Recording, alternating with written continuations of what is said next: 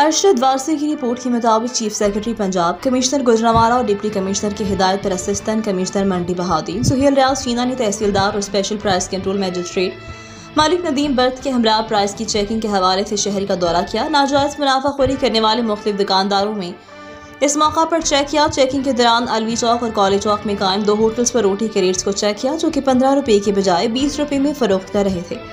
इसी तरह सब्जी मंडी चौक में एक दुकानदार महंगे दामों केला फरोख्त करते हुए पाया, जबकि हाकिम हाइपर मॉल में कायम एक दुकानदार गोश्त, दाल, टमाटर महंगे दामों फरोख्त करते पाया।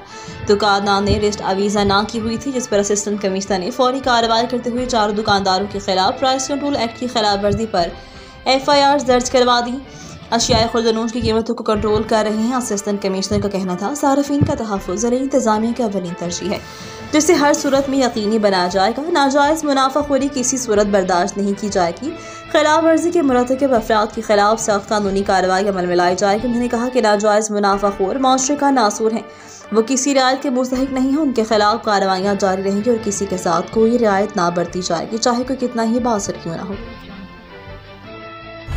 अब तक के लिए इतना ही। मज़ीद खबरों से बाखबर रहने और ताज़ा अखबार पढ़ने के लिए विजिट करें हमारी वेबसाइट rednews.pk।